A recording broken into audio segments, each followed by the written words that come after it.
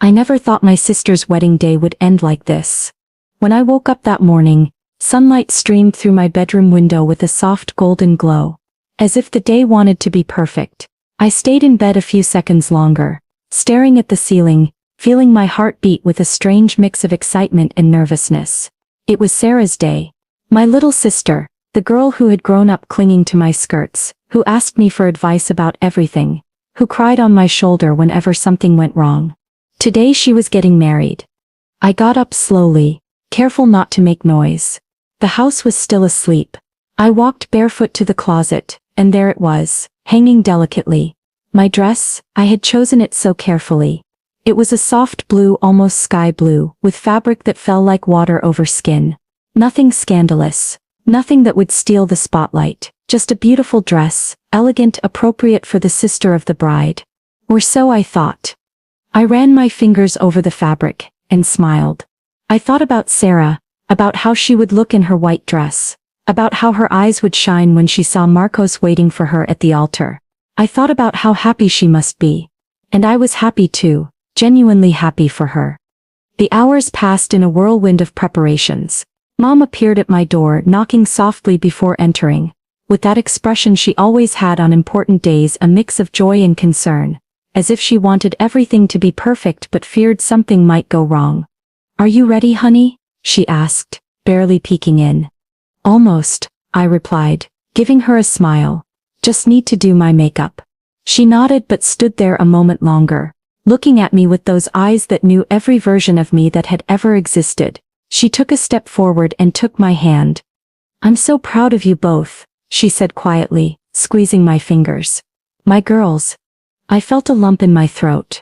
Mom always did that. She knew exactly what to say to touch that vulnerable part I tried to keep hidden. "Me too, Mom," I whispered. She kissed my forehead and left the room, leaving behind a soft scent of floral perfume. I finished getting ready, calmly, taking my time. I put on the blue dress which fit my body perfectly without being tight, which highlighted my figure without being provocative. I pulled my hair back in an elegant bun, leaving some loose strands framing my face. Makeup, natural, soft, just a touch of gloss on my lips and golden shadow on my eyelids. When I looked in the mirror, I liked what I saw. It wasn't flashy, it wasn't over the top. It was simply beautiful. And that should have been enough. I arrived at the church with Mom and Dad. The parking lot was full of cars and elegant people walking toward the entrance. There were white flowers everywhere, arches decorated with roses and hydrangeas, a carpeted path leading to the carved wooden doors. Everything looked magazine-worthy. Sarah had obsessively planned every detail for months. When I entered, I felt the stares. At first I didn't pay them any mind. It's normal for people to look at you at a wedding, right? Especially if you're close family of the bride. But there was something about those stares that didn't fit. They weren't casual glances. They were long, evaluating looks, some with raised eyebrows, others with small gestures of surprise. One of Marcos's aunts, whom I barely knew, looked me up and down and murmured something to the woman beside her. They both turned their heads toward me, and then quickly looked away. My stomach tensed. "Is something wrong?" I asked Mom in a low voice. She looked around, frowning slightly. "No, honey, you look beautiful, don't pay attention to them."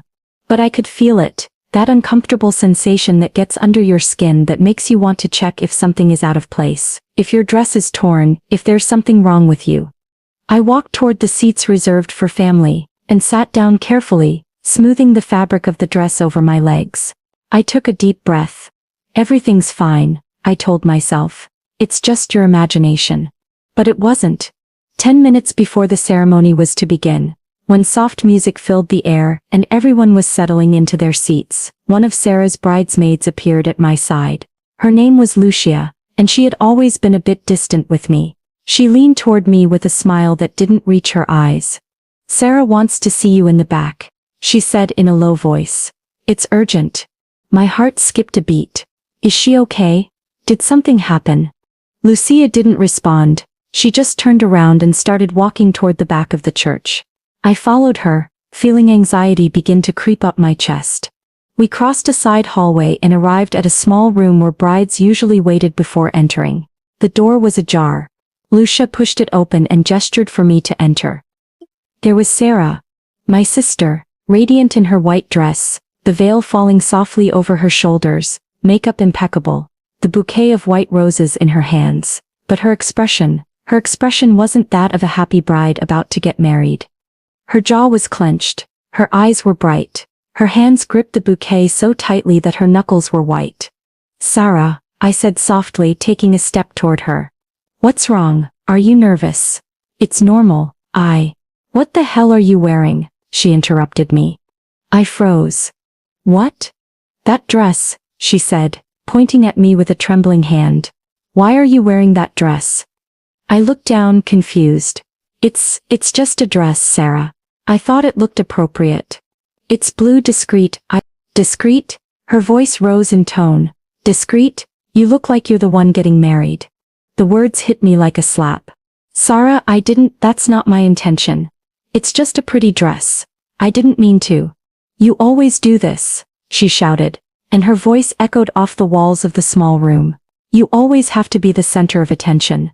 You always have to overshadow me. I felt as if the ground was moving beneath my feet. I would never, Sarah, you're my sister. I would never do anything to ruin your day. I love you, I'm happy for you. Happy, she laughed. But it was a bitter laugh, without humor. Sure, that's why you showed up here looking like a magazine model. Because you're so happy for me. Tears began to sting my eyes.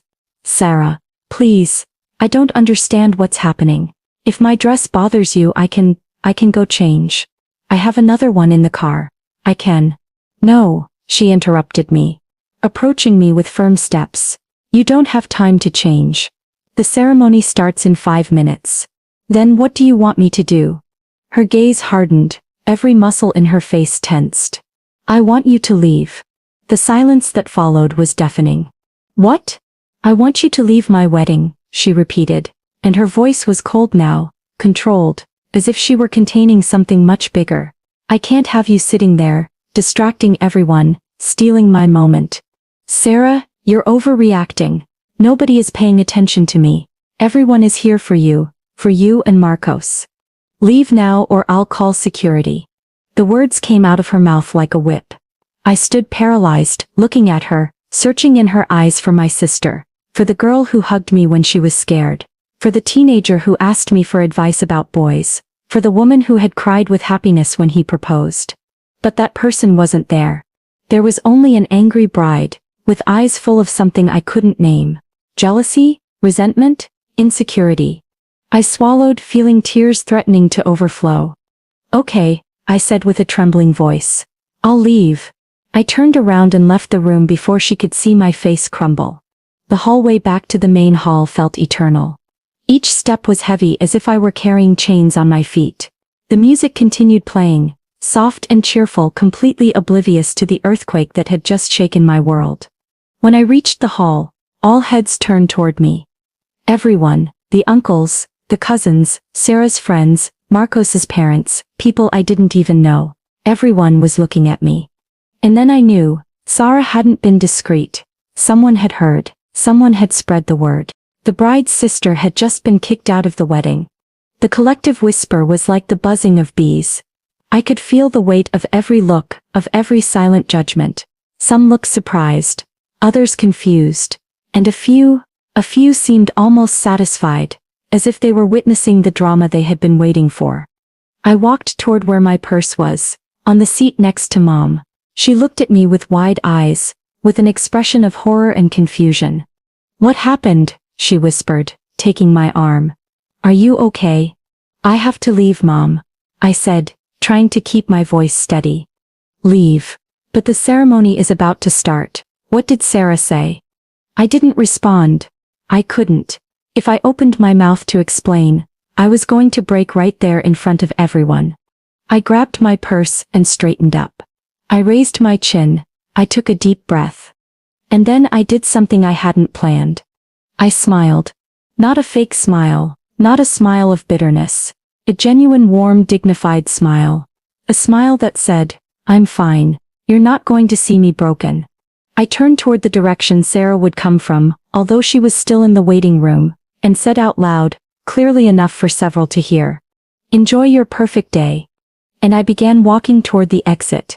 The silence was absolute now. Only the sound of my heels against the church's marble floor could be heard. Each step echoed like a heartbeat.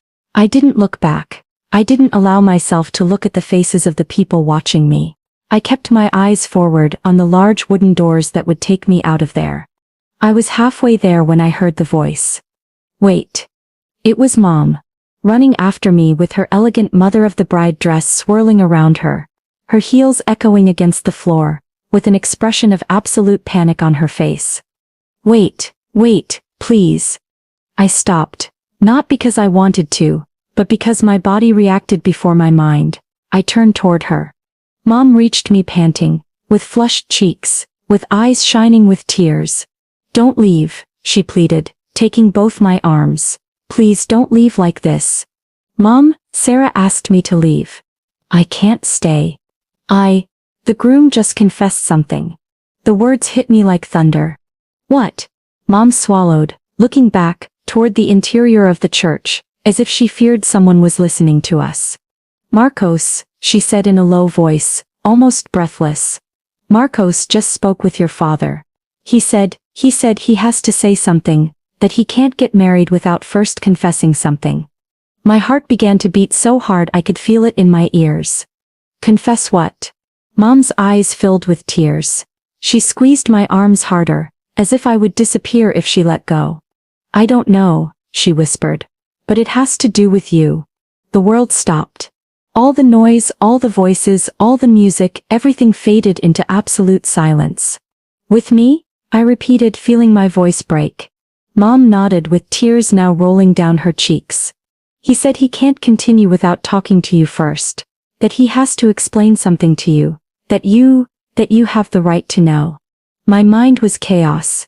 I couldn't process what I was hearing. Marcos? My sister's groom?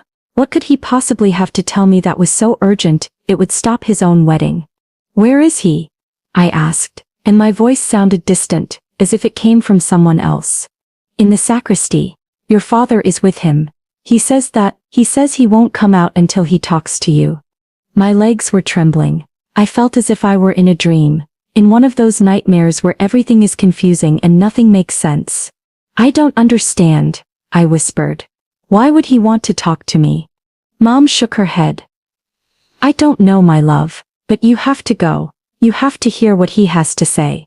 I stood there with my purse still in my hands, with trembling legs, with my heart beating so hard I thought it would burst out of my chest. And then, as if in slow motion, I turned around and began walking back toward the interior of the church. The looks now were different. More intense. More curious. More hungry for drama. I walked down the side hallway. Away from the view of most of the guests, following Mom who was ahead with hurried steps. We arrived at a wooden door at the end of a dark corridor. Mom knocked softly. Come in, came Dad's voice from inside. Mom opened the door and gestured for me to enter. I took a deep breath and stepped forward. The sacristy was small, with stone walls and a crucifix hanging on the back wall. There were some chairs, an antique table, and narrow windows that let in thin rays of light. Dad was standing next to the table, arms crossed and an expression I couldn't decipher. Worry perhaps, or disappointment, or both. And there, sitting in one of the chairs with his head in his hands, was Marcos. He looked up when I entered. His eyes were red, as if he had been crying, or as if he was about to. Thank you for coming, he said in a hoarse voice. I didn't respond. I didn't know what to say. I just stood there looking at him, waiting. Dad cleared his throat. I'm going to let you talk, he said, and his voice was tense. He walked toward the door, but before leaving he stopped next to me and squeezed my shoulder gently. Then he disappeared, closing the door behind him. The silence in the room was suffocating. Marcos stood up slowly, running a hand through his hair. He looked destroyed. His groom's suit, so perfectly pressed, now seemed wrinkled from the way he had been wringing his hands. I don't know how to start this, he said finally. Why don't you start by explaining why you sent for me? I responded, and my voice sounded harsher than I intended. You're supposed to be getting married in a few minutes. What are you doing here? He let out a bitter laugh. Good question. He took a few steps toward me, but stopped when he saw that I instinctively backed away. 3 years ago, he began, and his voice was trembling before Sarah and I got engaged, before things got serious between us. You and I met. My stomach sank. What are you talking about? It was at that conference in Madrid, he continued, staring at me. You were there for work. So was I. We met at the hotel bar. We talked all night. Memories began to filter into my mind like water. Madrid, 3 years ago. I had gone for a company conference. I had met a man at the bar. A charming, funny, intelligent man. We had talked for hours. We had laughed. I had felt a connection I hadn't felt in a long time. But he had never told me his full name, and I had never given him mine. No, I whispered, feeling the blood drain from my face. It can't be. You told me your name was Anna, Marcos said, with shining eyes. You used your middle name. I told you my name was Mark. We never really knew who we were. My legs failed. I had to lean against the wall to keep from falling. We spent 3 days together, he continued, and his voice broke more with each word. 3 perfect days.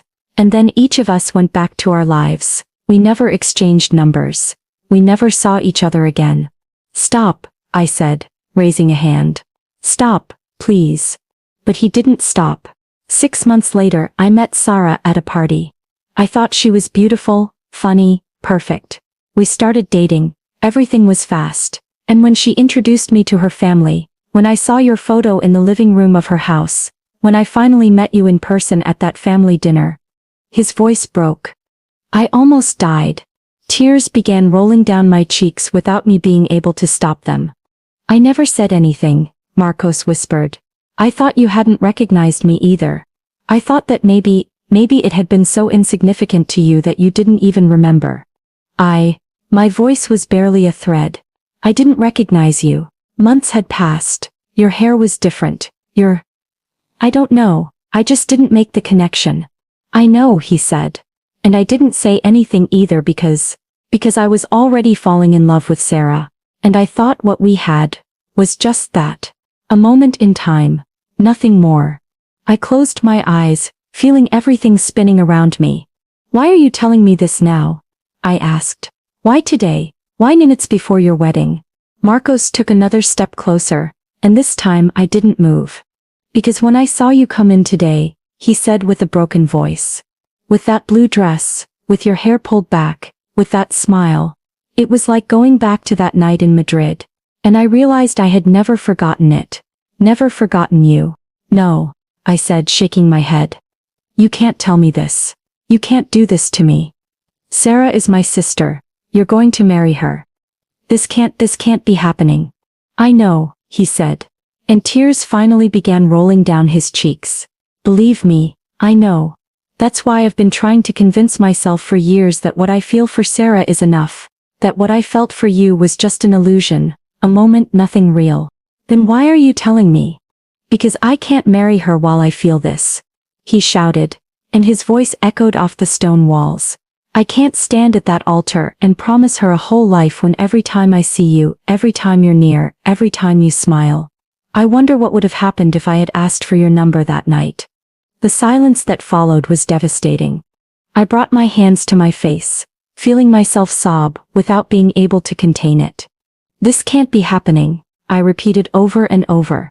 This can't be happening. I'm sorry, Marcos said, his voice breaking completely. I'm so sorry. I didn't want it to be like this. I didn't want to ruin everything, but I couldn't keep lying to myself. I couldn't promise something I'm not sure I can keep. I looked up at him, with tears blurring my vision. What do you expect me to do with this information? I asked. What am I supposed to say? That I remember you too. That those 3 days were the happiest I'd had in a long time. That for weeks after returning, I wondered what would have happened if I had given you my real number. Marcus's eyes widened with surprise and hope. Really? Yes, I said, and the word came out like a lament. But that doesn't matter, Marcos. It doesn't matter because the person I love most in this world is my sister. And she loves you. And you proposed to her. And today is her day. Her day? I know, he whispered. But I can't keep pretending anymore. Then what are you going to do? I asked. feeling panic begin to take over me. Are you going to cancel the wedding? Are you going to break her heart? He closed his eyes, breathing deeply. I don't know, he admitted. That's why I needed to talk to you. I needed to know if there was any possibility, any small possibility that you felt the same. And if there is? I asked, my voice trembling. What if I tell you yes, that I felt something that night, that I sometimes still think about it? Does that change anything? Does that make it okay to destroy my sister? No, he said quickly. No, of course not. But nothing, Marcos. I interrupted him, feeling anger begin to mix with pain. There are no buts here. Sarah is out there waiting. She's waiting to marry you. She's waiting to start her life with you. And you're here confessing something to me that you should have told me 3 years ago when we met at that family dinner. You're right, he said. I should have. But I was afraid. I was afraid of ruining what I was building with Sarah. I was afraid you would reject me. I was afraid of everything. And now, I continued, now that it's too late, now that there are 200 guests out there waiting, now that my sister is putting on her veil and preparing to walk toward you, now you decide to be brave. He remained silent, looking at me with an expression of absolute defeat. You're right, he said finally. You're absolutely right. I'm a coward. I always have been. I closed my eyes, trying to control my breathing, trying to think clearly despite the chaos in my head. Listen to me, I said, opening my eyes and looking at him steadily. What happened between us in Madrid was real. It was beautiful, but it was 3 years ago. We were two strangers who shared a moment in time. That's all. It wasn't just a moment, he protested. Yes, it was, I insisted. Because after those 3 days, each of us went on with our lives. You met Sarah. You fell in love with her. You proposed to her. All of that was real too. Or are you going to tell me that all this time you've been pretending with her? Marcos swallowed, looking at the floor. No, he admitted quietly. I haven't been pretending. I love Sarah. I really do. Then what is this? I asked, opening my arms. Nostalgia? Pre-wedding panic? Fear of commitment? I don't know, he said, with a desperate voice. I don't know. I just know that when I saw you today, it all came back. And I realized I never really closed that door. Then close it now, I said firmly, though my heart was breaking into 1,000 pieces. Close it now, because that door should never have been open, not when you decided to build a life with my sister. He looked at me with eyes full of tears. And you? He asked. Can you close that door? The question hit me like a punch in the stomach. Because the truth, the horrible and painful truth, was that I didn't know if I could. That man I had met in Madrid had left a mark on me. A mark I had tried to ignore, bury, forget. And when I met him months later as my sister's boyfriend, when that connection didn't immediately activate, I had felt relieved. I had thought that maybe I had idealized it, that maybe it hadn't been as special as I remembered. But now with him in front of me, confessing that he had felt the same, that he had spent these years fighting against the same feelings. Yes, I lied. Because it was what I had to do. Yes, I can, and you can too. For Sarah, for the life you promised her. Marcos ran his hands over his face, breathing raggedly. What if I can't? He whispered. Then, I said, feeling my heart shatter into pieces. Then don't marry her. Don't do that to her. Don't make her go through a life of doubts and what-ifs. She deserves more than that. He looked at me intently, searching for something in my eyes. Are you asking me to cancel the wedding? I'm asking you to be honest with yourself. I replied. If you really can't love her completely, if you're really going to be thinking about me every time you look at her, then yes, cancel the wedding. But if this is just fear, if this is just a moment of panic, then take a deep breath and go marry the woman you chose. The silence stretched between us like an abyss. And then the door burst open. It was Sarah. She stood there in her impeccable white dress, with the veil still perfectly placed, with the bouquet of roses pressed against her chest. But her face was a mask of horror and fury. How long have you been here? She asked with a trembling voice. Neither of us answered. Sarah entered the room, closing the door behind her so hard that the sound echoed like a gunshot. I asked, she repeated, raising her voice. How long have you been here?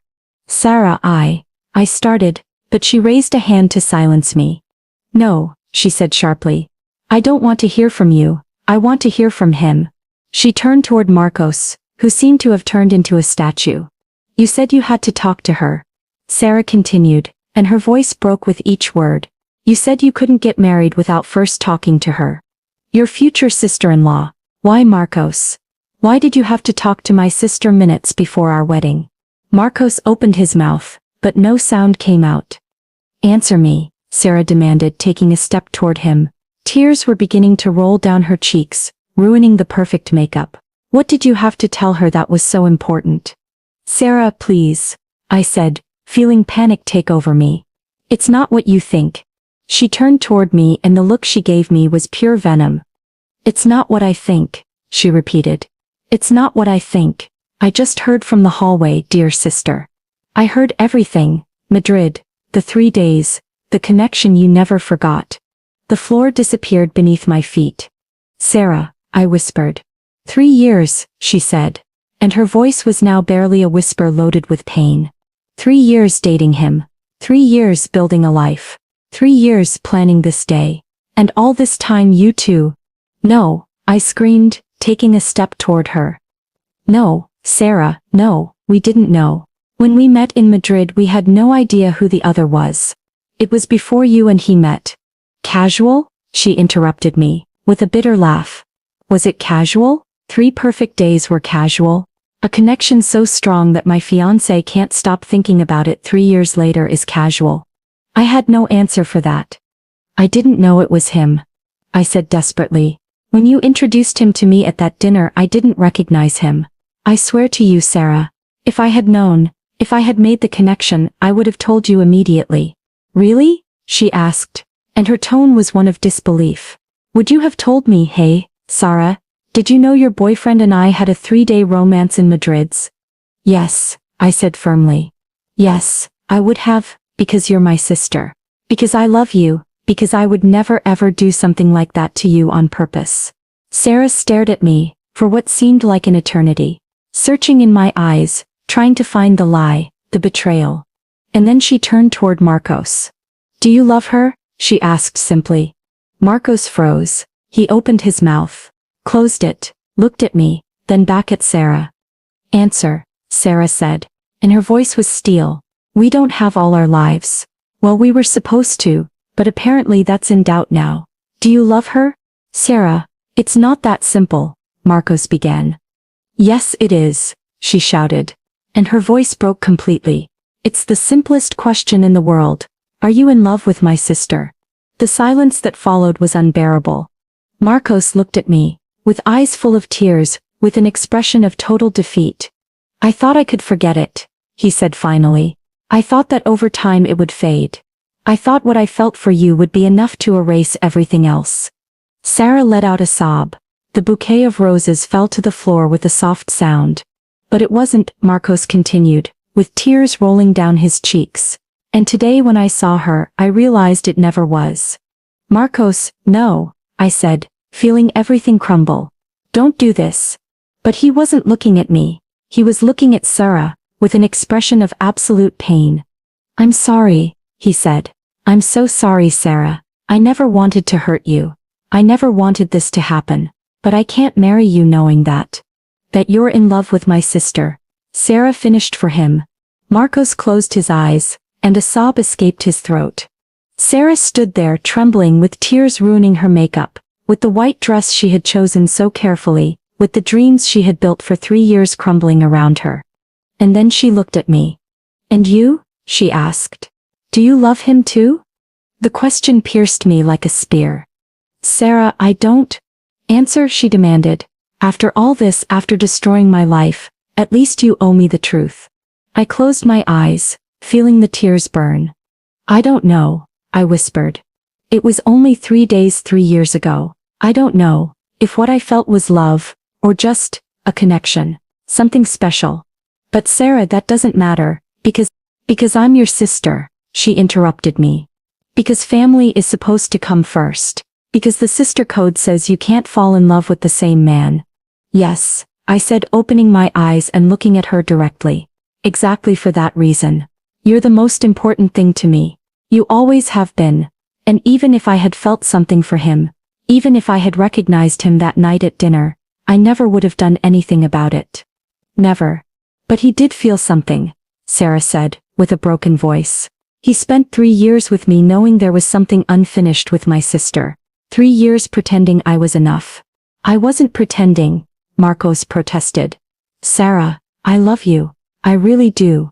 Just not enough, she responded, and the words came out like a lament.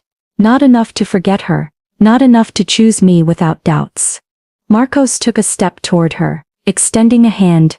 Please, Sarah, please let me explain. No, she said, backing away. Don't come near me, don't touch me. She stood there breathing raggedly, with her whole world shattered around her. And then, with a terrifying calm, she bent down and picked up her bouquet from the floor. I'm going to walk out that door, she said in a monotone voice. I'm going to tell all the guests that the wedding is cancelled. I'm going to face the humiliation of having to explain to 200 people that my fiancé is in love with my sister. Sarah, you don't have to do this now, I said. We can wait, we can think about how. How what? She interrupted me, turning toward me. How to handle this, how to make it less embarrassing. There's no way to make this less embarrassing. She walked toward the door, but before opening it she stopped and turned toward us one last time. I hope it's worth it, she said, looking directly into my eyes. I hope those 3 days in Madrid are worth losing your sister. And she walked out, closing the door behind her. The silence that remained was suffocating. Marcos collapsed into a chair sobbing. I slid down the wall until I was sitting on the floor. What have we done? I whispered. Outside we could hear the chaos. Confused voices, hurried footsteps. Sarah making the announcement. The door opened again. It was Mom, with her face completely broken. What did you do? She asked, trembling. What did you do to my girl? Sarah is outside devastated. She helped me up and hugged me while I cried. It wasn't her fault, Mom said finally, looking at Marcos harshly. But you need to leave now. Marcos nodded and left. Mom took me outside. The guests were dispersing, some looking at me with curiosity, others with judgment. I saw Sarah on a bench, crying in Dad's arms. I started walking toward her, but one of her friends blocked my way. Give her space, she said softly. I looked at Sarah over her friend's shoulder. Our eyes met. In her eyes I saw pain so deep it broke my soul. She looked away. I turned around and walked to my car. I sat inside and finally allowed myself to cry. I cried for Sarah, for her broken dreams, for the relationship I might never recover. I started the car and drove aimlessly, just getting away. My phone vibrated. A message from Sarah. I don't want to see you. I don't want to talk to you. Maybe never. I don't know, just leave me alone. I stopped the car and screamed. A wrenching scream that came from deep within my being. I had lost my sister. Days passed in a hotel by the highway. I didn't sleep. I just replayed everything over and over. 3 weeks later, Mom appeared at my apartment one night. Sarah asked me to come, she said, sitting down. My heart stopped. Does she want to see me? Not yet, but she wants you to know something. What? Marcos came to see her 2 days ago. Mom said slowly. There was something else he needed to confess. A chill ran down my spine. He said the real reason he confessed. Everything wasn't because of you. Mom explained. It was because he's in love with someone else. Someone he's been having an affair with for the last 6 months. What? Everything he said about Madrid, about you, was true. But it wasn't the real reason. The real reason was that he had been cheating on her with someone from his work. He used that memory as an excuse to justify his betrayal, without admitting the full truth. I brought my hands to my mouth. That coward. Sarah is devastated again. Mom said. But this time her fury isn't directed at you. She doesn't blame me anymore. She never should have blamed you. But she needed to direct her pain at someone. Now that she knows the full truth. Can I see her? She's still processing, but she asked me to tell you that she doesn't hate you, that she's trying to understand, and that maybe at some point she can listen to you. Tears of relief rolled down my cheeks. But there's something else, Mom said, her tone changing. Sarah wants to see you, Tomorrow. At the house. Tomorrow? She said she's ready to talk. To listen to you. To try to heal. I clung to Mom, sobbing. Thank you, I whispered. Thank you for telling me. Mom hugged me tight. Tomorrow, my love. Tomorrow everything starts to heal. That night I couldn't sleep. I stayed awake all night rehearsing what to say, how to apologize, how to make her understand that I had never wanted to hurt her. When dawn came, I got ready carefully. I put on a simple sweater, jeans, nothing that could be misinterpreted. I pulled my hair back. No makeup. I drove to my parents' house with my heart beating so hard, I thought it would burst out of my chest.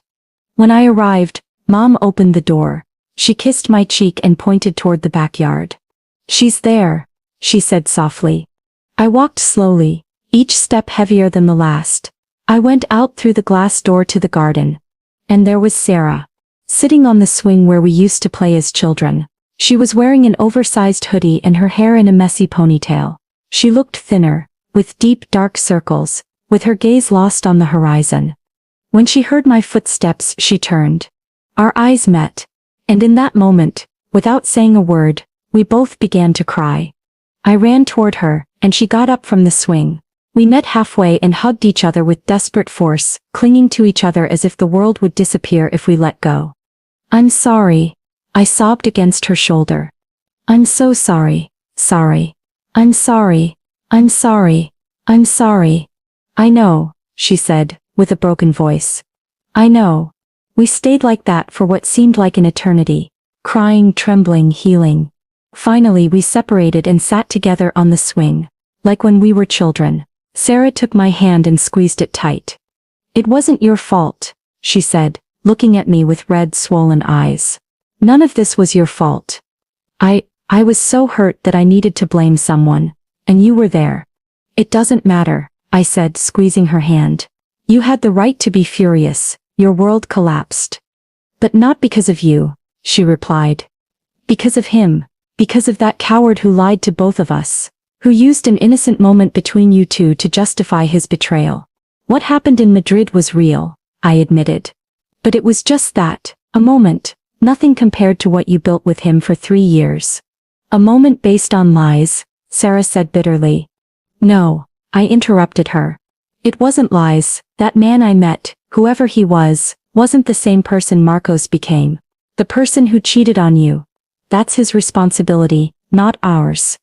Sarah nodded slowly, wiping away her tears. Mom told me everything, she said. About the other woman, about how he had been playing us both all this time. I'm sorry, I said again. Stop apologizing, she replied with a small sad smile. You didn't do anything wrong. I did. I kicked you out of my wedding over a dress, because of stupid jealousy. Because of insecurity. You were stressed, I said. It was your day. It's no excuse, Sarah said firmly. I hurt you. I humiliated you in front of everyone. And then when I found out about Madrid, I blamed you for something you never asked for, that you never knew. We sat in silence for a moment, swaying gently on the swing. Do you think we can ever be like we were before? Sarah asked quietly. I looked at her, seeing in her eyes my little sister, the girl who had followed me everywhere, the best friend I'd had all my life. Yes, I said with conviction. Yes, I believe we can, because I love you, and I know you love me, and that's stronger than anything. Sarah hugged me again, this time more calmly, more peacefully. I missed you so much, she whispered. Me too, I replied, feeling something inside me begin to heal. I missed you too. We stayed like that, hugging on the garden swing, while the afternoon sun bathed us in its warm light. Mom watched us from the kitchen window, with tears of relief rolling down her cheeks. Not everything was fixed. There would be more conversations, more tears, more healing ahead. But in that moment, sitting together like when we were children, I knew everything was going to be okay. Because some things are stronger than pain. Some things survive even the worst storms. And the love between sisters is one of them. The end.